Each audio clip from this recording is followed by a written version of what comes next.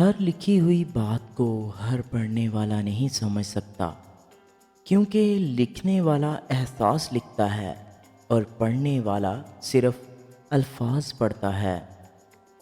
परेशानी कभी भी इतनी बड़ी नहीं होती जितना हम इसे बना लेते हैं।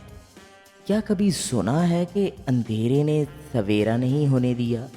बगैर मतलब के दिलासे भी नहीं मिलते। यहाँ लोग दिल में भी दिमाग लिए फिरते हैं।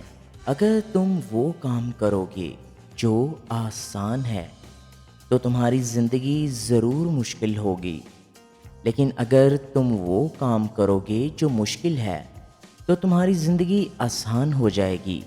चालाक और अक्लमंद में ये फ़र्क होता है कि चालाक लोग अपनी तमाम ज़िंदगी इस दुनिया में जीने का गुर सीखने में गुजार देते हैं और अक्लमंद लोग ज़िंदगी जीते हैं।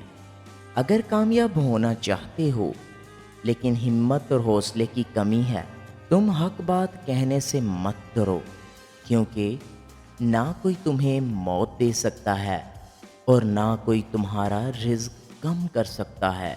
कामयाब होने के 3 असूल हैं: खुद से वादा, मेहनत ज़्यादा और मजबूत इरादा।